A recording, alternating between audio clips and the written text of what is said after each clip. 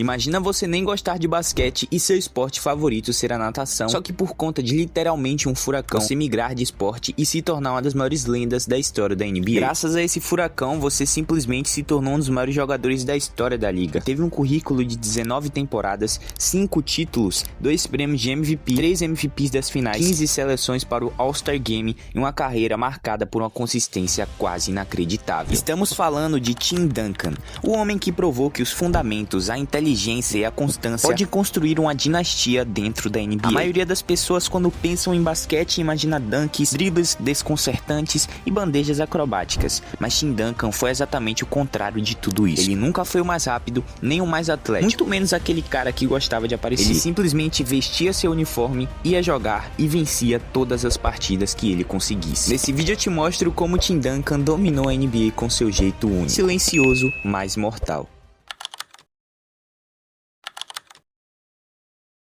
A história de Tim Duncan começa em 25 de abril de 1976, o ano do seu nascimento. Ele cresceu lá nas Ilhas Virgens Americanas, e antes de sequer sonhar em jogar basquete, ele era apaixonado por um esporte completamente diferente, a natação. O grande sonho de Tim Duncan era ser um nadador olímpico por conta da sua irmã, Tricia Duncan, que havia disputado os Jogos Olímpicos de 1988. E ele treinava incansavelmente para um dia poder conseguir representar seu país nas Olimpíadas. Porém, no ano seguinte, o furacão Hugo destruiu a única piscina olímpica que tinha na cidade e por conta disso Tim Duncan ficou sem treinar. Ele tinha muito medo de treinar no mar por conta de tubarões e isso ocasionou com que ele desistisse da natação. Visto ali que Tim Duncan já era uma criança um pouco mais alta para sua idade, seu cunhado, que era treinador de basquete, o incentivou a jogar o esporte. E mesmo ele começando meio tarde e não sendo um jogador extremamente excepcional, ele evoluiu rapidamente graças a seu foco e disciplina. E a evolução de Tim Duncan foi tão assustadora graças a seu talento, inteligência e disciplina que ele chamou a atenção de várias universidades e se tornou um dos melhores jogadores do país com aquela idade. Ele resolveu jogar pela Wake Forest, na Carolina do Norte, onde passou 4 temporadas e se formou em psicologia. Enquanto jogava basquete lá pela universidade, ele se tornou um dos jogadores mais dominantes do país, sendo eleito 3 vezes melhor jogador da conferência ICC e eleito o melhor jogador universitário do ano em 1997, com média de 20,8 pontos, 14,7 rebotes, 3,2 assistências e 3,3 tocos, praticamente zerando o basquete universitário.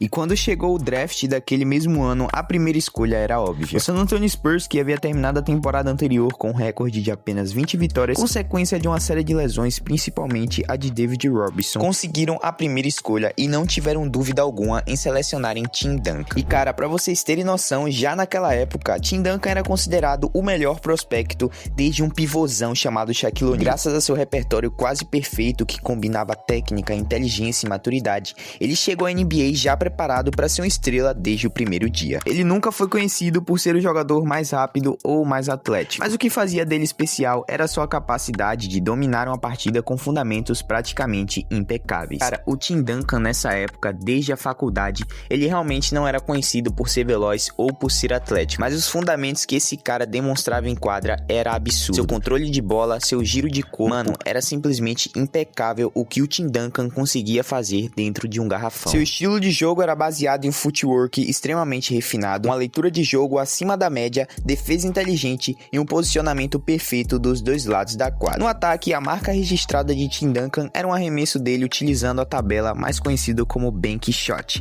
que é considerado fundamental até nos dias de hoje. Enquanto na defesa, Duncan era um verdadeiro comandante, ele organizava toda a equipe, ele cometia poucas faltas e transformava qualquer sistema defensivo em um verdadeiro espetáculo. Em sua primeira temporada pela NBA, Duncan já chegou mostrando que não era um novato comum. Ao lado de David Robinson, ele automaticamente formou uma das duplas de garrafão mais fortes da liga, apelidados de Torres Gêmeas. Suas médias foram de 21 pontos, 11,9 rebotes, 2,7 assistências e 2,2 tocos. Números que o tornaram novato do ano de forma unânime e colocaram ele no All-Star Game da temporada de 1997. Algo extremamente raro para um jogador em sua primeira temporada de NBA. Só que o mais impressionante não foram apenas os números individuais, cara. É claro que eles foram históricos. jogos, mas o impacto coletivo se sobressaiu de forma assustadora nessa temporada. Os Spurs, que tinham 20 vitórias na temporada anterior, antes da chegada de Tim Duncan, saltaram para 56 na sua estreia, retornando aos playoffs imediatamente. Ele havia acabado de chegar na liga e já era amplamente considerado um dos melhores ala pivôs da NBA,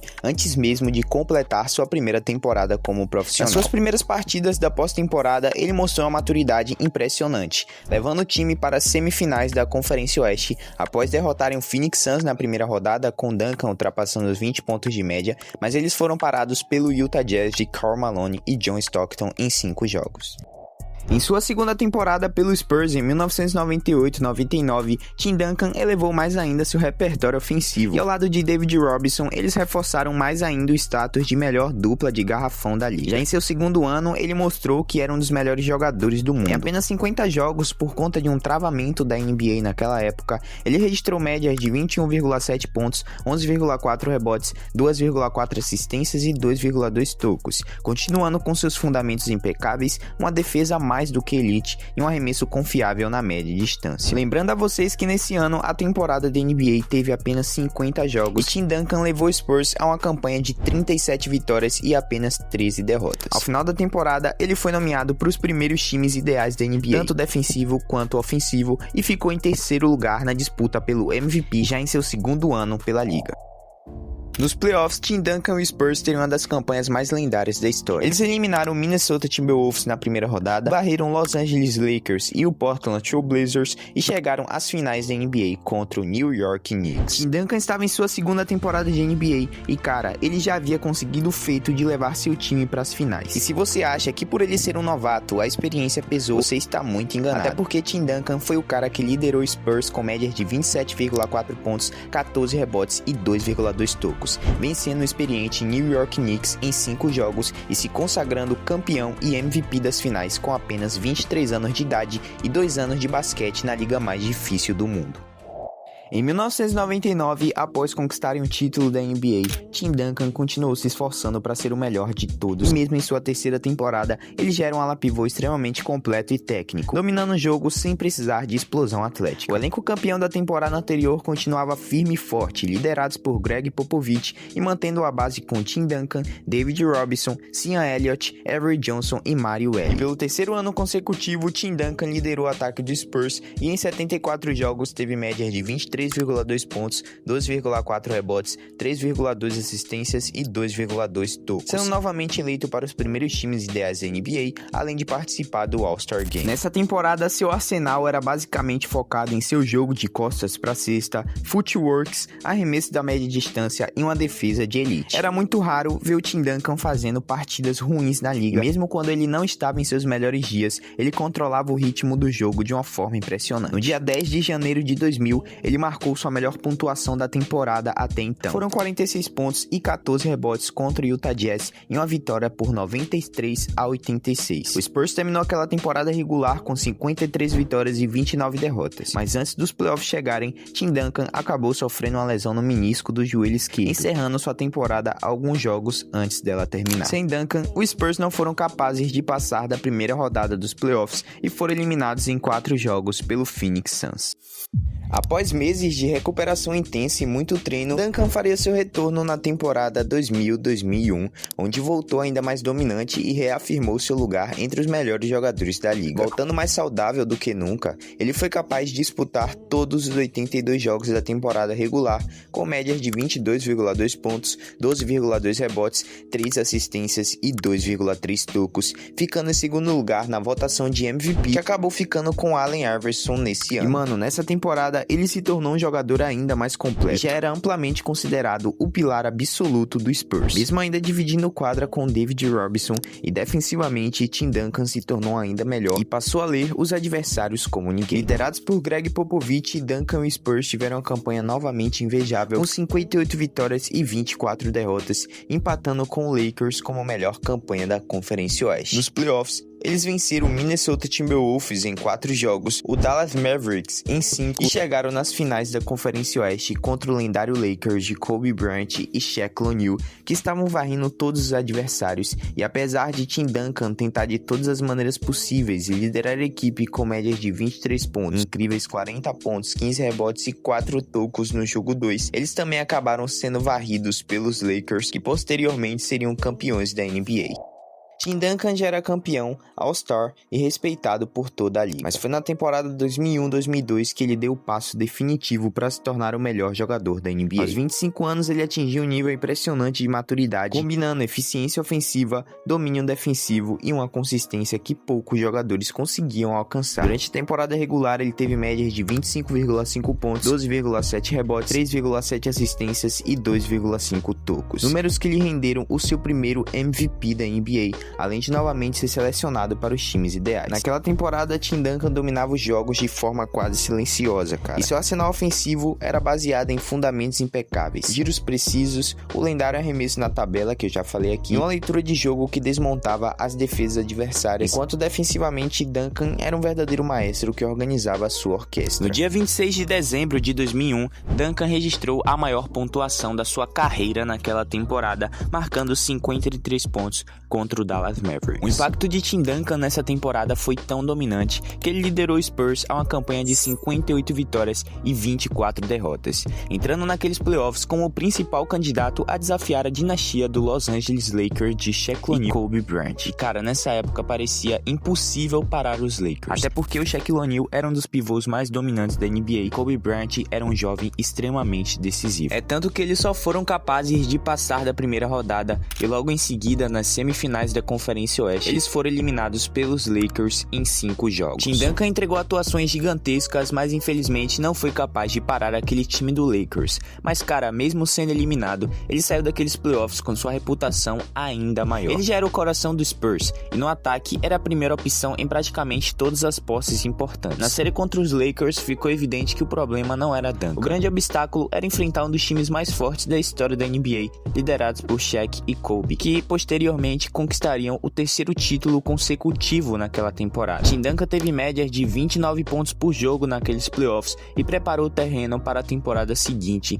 que seria uma das melhores temporadas da sua carreira. Na temporada 2002-2003, Tim Duncan viveria o auge da sua carreira. Foi aí que ele realmente ficou conhecido como o grande fundamento, e ele deixou de ser apenas um grande jogador e passou a ser reconhecido como o melhor jogador do planeta. Ele fazia isso sem o brilho midiático do Kobe, sem a força física do Shaquille O'Neal e sem o estilo explosivo do Kevin Garnett. Duncan simplesmente dominou a NBA da forma mais difícil possível. Ele apenas entregava atuações extremamente consistentes em quadra e vencia partidas. Essa também era a última temporada de David Robinson pela NBA. Os Spurs pareciam ter uma missão clara: entregar o último título ao seu mentor. A NBA estava vivendo por uma transação. Michael Jordan havia acabado de encerrar sua carreira pela segunda vez lá pelo Washington Wizards. Os Lakers de Kobe Bryant e Shaquille O'Neal buscavam o 4º título consecutivo. O Dallas Mavericks de Dirk Nowitzki e Steve Nash crescia rapidamente e Kevin Garnett fazia temporadas históricas em Minnesota. Foi justamente nesse cenário que Duncan tomou conta da liga. E cara, uma das coisas mais interessantes de se assistir nessa temporada era o embate entre Tim Duncan e Kevin Garnett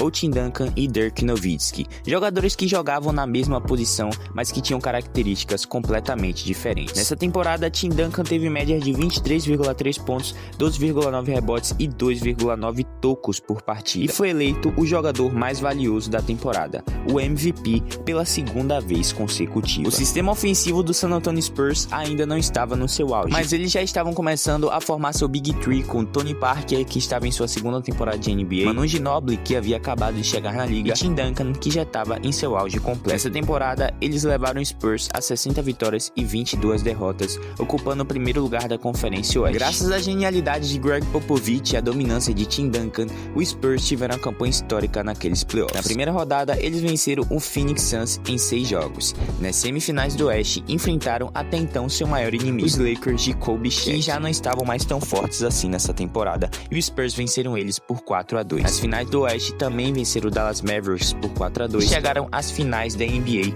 onde derrotaram o New Jersey Nets também em 6 jogos, com Tim Duncan conquistando seu segundo título da NBA e David Robinson encerrando a sua carreira ali, conquistando mais um título para o seu currículo. Na temporada seguinte, em 2003-2004, o Spurs tinha a missão de conquistar o segundo título consecutivo, mas não foi exatamente como eles esperavam. Eles haviam perdido uma das maiores lendas da história da franquia com a aposentadoria de David Robinson, e a forte dupla de garrafão do Spurs chegou ao fim. Tim Duncan veio para mais uma temporada consistente, com média de 22,3 pontos, 2,4 rebotes, 3,1 assistências e 2,7 tocos. E agora sendo oficialmente o novo líder daquele elenco do Spurs e continuando entre os melhores jogadores da liga. E cara, o time do Spurs, que agora estava mais profundo com a evolução de Parker e de Ginobili, conseguiram mais uma campanha forte na Conferência Oeste, com 55 vitórias e 25 derrotas, ficando em terceiro lugar naquele ano. Nos playoffs, o San Antonio Spurs vinham com o objetivo de conquistar o terceiro título da história da franquia, mas novamente encontraram a pedra no sapato. Tim Duncan mostrou uma consistência absurda, mas a falta de David Robinson no garrafão fez com que o Spurs sentisse falta da sua experiência e proteção de aro. Eles derrotaram o Memphis Grizzlies na primeira rodada em 4 jogos, mas acabaram sendo eliminados pelo Los Angeles Lakers em uma série extremamente disputada. Na temporada de 2005, Tim Duncan basicamente repetiu os mesmos números da temporada anterior. Com média de 20,3 pontos, 11 rebotes e 2,6 tocos, ele novamente colocou o Spurs entre os fortes candidatos ao título, com 59 vitórias e 23 derrotas, onde derrotaram o Denver Nuggets na primeira rodada dos playoffs por 4-1, o Seattle Supersonics em 6 jogos e o Phoenix Suns de Steve Nash por 4-1 nas finais de conferência, chegando às finais da NBA contra o forte time do Detroit Pistons, que haviam sido campeões na temporada anterior e tinham o defensor do ano, Ben Wallace. E cara, dessa vez vimos uma série extremamente disputada e levada até 7 jogos, onde no jogo 5, Robert Horry acertou um dos arremessos mais importantes para a história do Spurs. E no jogo 7, Tim Duncan liderou a equipe a mais um título da NBA, onde foi eleito MVP das finais pela terceira vez. Em 2006, Tim Duncan teria uma temporada um pouco mais abaixo por conta de uma lesão no seu pé direito que causava muita dor ao correr, saltar e mudar de direção. Isso fez com que ele diminuísse um pouco seu ritmo, registrando médias baixas, mas ainda sólidas, com 18,6 pontos, 11 rebotes e 2 tocos. Os Spurs, que eram os atuais campeões nessa temporada, novamente tiveram uma campanha absurda de 63 vitórias e 19 derrotas, mas acabaram sendo eliminados na semifinal da Conferência Oeste contra o Dallas Mavericks de Dirk Nowitzki, e mesmo com Tim Duncan marcando 41 pontos e 15 rebotes no jogo 7, eles não foram capazes de derrotar os Mavericks. Na temporada de 2007, Tim Duncan teria a fase mais madura da sua carreira. Agora mais experiente, ele comandou o Spurs de uma forma mais sistemática, e ao lado de Tony Parker e Ginobili, formou um dos melhores trios da liga. Cara, era muito legal de se assistir esse sistema ofensivo do Spurs na época que os três jogavam juntos. Tim Duncan novamente entregou um double-double de média com mais de 20 pontos e mais de 10 rebotes, e levou o Spurs a mais uma campanha acima das 50 vitórias, com 58 e apenas 24 derrotas. Aquela temporada ficaria marcada pela forte presença de Tim Duncan até nos mínimos detalhes de cada jogo, e ele novamente mostrou o porquê era chamado de o grande fundamento, levando o Spurs a mais uma final de NBA, após passarem pelo Denver Nuggets de Carmelo Anthony, o Phoenix Suns e o Utah Jazz, indo enfrentar o jovem LeBron James do Cleveland Cavaliers nas finais. E cara, dessa vez não existiu dificuldade nem debate algum. Eles varreram LeBron James e conquistaram o 4º título da história da franquia. Porém, pela primeira vez, o MVP das finais não foi para Tim Duncan, uma novidade na época, e sim para Tony Parker, que jogou muito e foi o cestinha da série. Era a primeira vez que não víamos Tim Duncan levantar um troféu de MVP pelo Spurs em 10 anos, mas essa era sua essência. Ele não se importava com os números, mas sim com a vitória. Entre 2008 e 2014, Tim Duncan, já em seu final de carreira, continuou sendo um dos jogadores mais importantes da história, mas durante esse período, os Spurs não conquistaram mais títulos, mesmo sendo uma das franquias mais fortes da liga. Em 2008, eles tentaram repetir o feito da temporada anterior, e Tim Duncan registrou médias de 19,3 pontos, 11 rebotes e 2 tocos, agora um pouco mais velho, levando o Spurs a 56 vitórias e 26 derrotas, mas eles acabaram sendo eliminados em 5 jogos nas finais de conferência pelo Lakers. Em 2009, dessa vez eles foram eliminados na primeira rodada pelo Dallas Mavericks, e em 2010 ficaram com a 7ª colocação da Conferência Oeste, foram varridos pelo Phoenix Suns, com Tim Duncan já entrando naquela fase de final de carreira. Em 2011, ele já com 34 anos registrou média de 3,4 pontos, 8,9 rebotes e 2 2,7 assistências. Os Spurs sofreram a maior zebra da história da franquia, onde conquistaram a melhor campanha da história do time com 61 vitórias na temporada regular, mas foram eliminados pelo Memphis Grizzlies, que era o 8º colocado dos playoffs. No ano seguinte, em mais uma temporada encurtada na NBA, eles tomaram uma das melhores decisões da franquia e trouxeram Kawhi Leonard do draft na 15ª colocação, que lá na frente se tornaria um dos melhores jogadores da liga. Nessa temporada, o Spurs conquistou 50 vitórias e 16 derrotas, com Greg Popovich sendo eleito treinador do ano e Tim Duncan registrou média de 15 pontos e 9 rebotes, mas o Spurs acabou sendo eliminado pelo jovem trio do Oklahoma City Thunder de Kevin Durant, Russell Westbrook e James Harden. Em 2013, veríamos o renascimento do Spurs pela disputa do título. Após anos de derrotas e frustrações, o time, principalmente com a chegada de Kawhi Leonard, mudou de patamar nesse ano. Tim Duncan, já com 37 anos, teve uma das melhores temporadas da sua carreira depois de tantos anos abaixo e comandou o Spurs a 58 vitórias e 24 derrotas, registrando 17 pontos e 10 rebotes de média. Nos playoffs dessa temporada, eles teriam uma campanha absurda, cara, e chegaram às finais da NBA contra a panela do Miami Heat de LeBron James, Dwayne Wade e Chris Bosh. E cara, essa foi uma das melhores séries de playoffs da história, onde os dois times tiveram performances impressionantes. O Spurs estava prestes a conquistar o título quando liderava a série por 3-2, mas no jogo 6 aconteceria uma das partidas mais épicas já vistas na NBA. Faltando apenas 28 segundos para conquistar o 5º título, onde os Spurs lideravam por 5 pontos, Miami comandou uma virada histórica com um arremesso decisivo de Ray Allen nos segundos finais e roubaram o 5º título de Tim Duncan. Mesmo ele tendo marcado 30 pontos e 17 rebotes no jogo 6, ele não foi capaz de derrotar aquele time do Miami Heat. Embora o título tenha escapado por pouco, essa campanha mostrou que o Spurs ainda era uma potência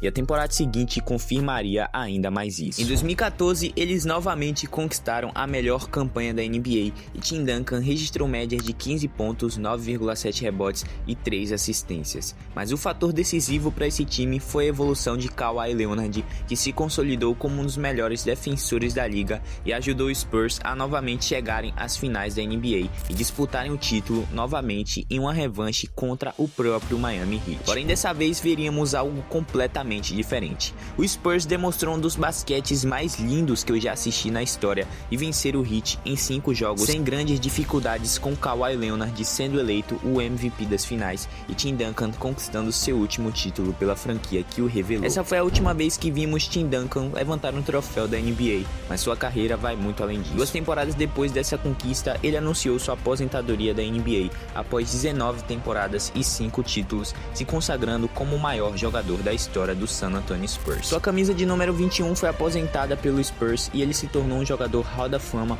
além de ser eleito para o time de 75 anos da liga. Mesmo sendo discreto, ele conseguiu uma carreira vitoriosa. Tim Duncan nunca foi aquele cara que você gostava de assistir ou o cara que tinha os melhores highlights. Ele simplesmente fazia o básico e seu próprio apelido mostrava quem ele era verdadeiramente, o grande fundamento. Muitas pessoas dizem que os anos 2000 foi a era Tim Duncan na NBA e sua história até hoje é inspiração para várias grandes lendas da liga. Se você chegou até aqui e gostou do vídeo, já deixe seu like e se inscreve no canal para continuar me ajudando a trazer novos conteúdos. Obrigado pela sua atenção e até o próximo vídeo.